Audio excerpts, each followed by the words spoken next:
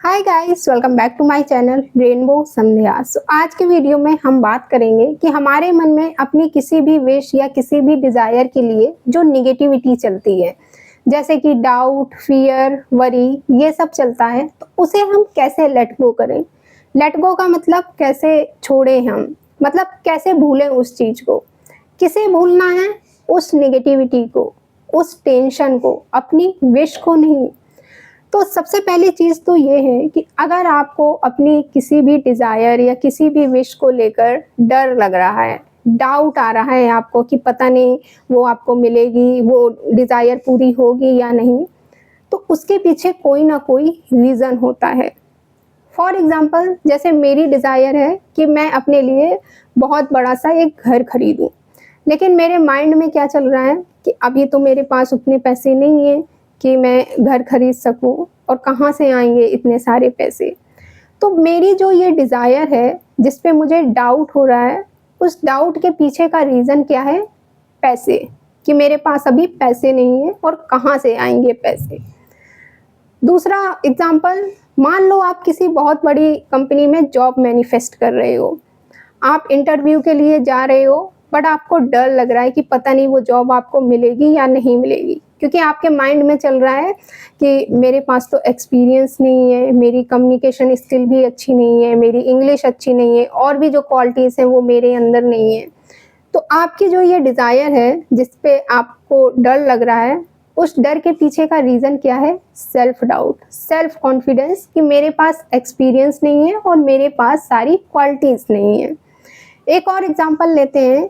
मान लो आपको किसी के साथ रिलेशनशिप स्टार्ट करने से डर लगता है, क्योंकि आपके माइंड में ये चलता रहता है कि मेरे पास्ट के रिलेशनशिप अच्छे नहीं रहे हैं, तो आपको ये डर है कहीं आपके साथ फिर से वैसा ना हो जाए जैसा कि पहले हुआ था। तो आपकी ये जो डिज़ायर है, इसके पीछे का जो डर है, उसका रीज़न क्या है? आपके पास्ट एक्सपीरियंसेस। तो ये जो मैंने आपको कुछ एग्जांपल दिए हैं, इसी तरह आपकी जो भी विश है, जो भी डिज़ायर है, उस हर डाउट, हर डर और हर वरी के पीछे कोई ना कोई रीज़न होगा, जो कि आपको पीछे खींच रहा है, आपको अपनी डिज़ायर पे बिलीव नहीं करने दे रहा है कि वो डिज़ायर आपकी पूरी हो सकती है, मैनिफेस्ट हो सकती है, और वो आपको मिल सकती है। तो आप करना क्या है? शांति से बैठो और सोचो और लिखो। लिखना इज़ द बेस्ट वे, ये मेरा तरीका है, तो मैं आपको अपना तरीका बता रही हूँ।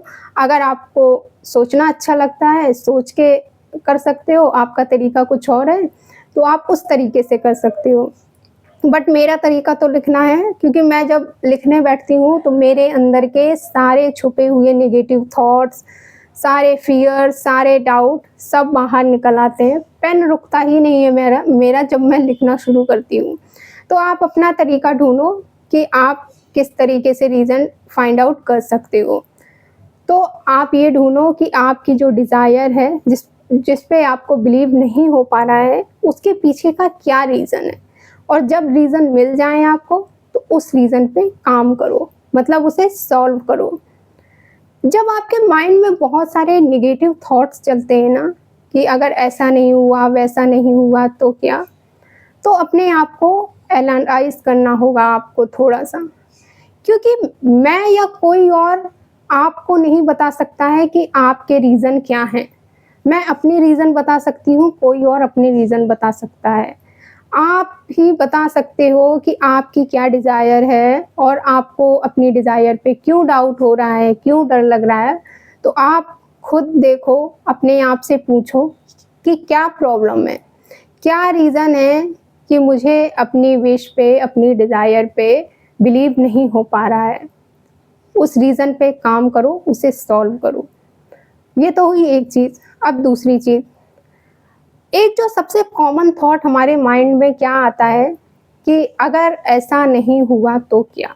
जैसा कि हम सोच रहे हैं, अगर मेरी विश पूरी नहीं हुई तो क्या? अगर वो चीज़ मुझे नहीं मिली जो कि मुझे चाहिए तो क्या?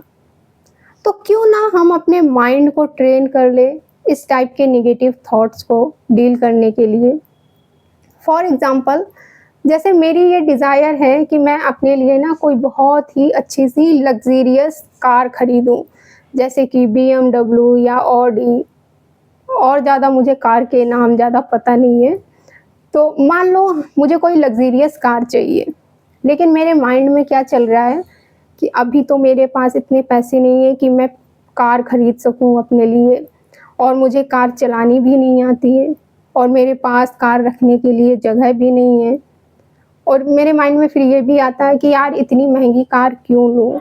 पैसे आ भी गए तो मैं किसी और चीज़ में इन्वेस्ट कर देती हूँ ना। तो आपको अपने इन थॉट्स को हटाना है तुरंत ही। अगर आप ये सोच लो कि अगर ऐसा हो गया तो मतलब जितने भी पॉजिटिव आउटकम और जितने भी पॉजिटिव रीज़न हो सकते हैं आपकी डिज़ायर के लिए, वो आप सोचिए। आप ये सोचो कि अगर कुछ मिरेकल हो जाए, जैसे कि हम सुनते हैं ना कि किसी की लॉटरी निकल गई, बहुत सारे पैसे मिल गए उसको, किसी ने इनाम में कार जीत ली। तो अगर ऐसे ही कुछ मिरेकुलस वे में मेरे पास पैसे आ जाएँ तो, या फिर मेरे किसी दूर के अमीर रिश्तेदार ने या मेरे किसी फ्रेंड ने या किसी भी पर्सन ने मुझे अपनी कार गिफ्ट कर दी, तो वो कार जो कि मुझे चाहिए, ऐसा भी तो हो सकता है। तो मतलब जितनी भी पॉसिबिलिटीज़ हो सकती हैं ना आपकी डिज़ायर के लिए, वो आप सोचिए। पता है, हर बार जब भी हम कुछ सोचते हैं ना, नेगेटिव सोचते हैं जब भी कुछ, तो हमें ये रियलाइज़ हो जाता है, हमें समझ आ जाता है, पता चल जाता है कि हम गलत सोच रहे हैं। बस जहाँ पे ये आपको रियलाइज़ेशन आ जाए, उसी जगह पे रुक जाओ और अपने थॉट को शिफ्ट कर लो।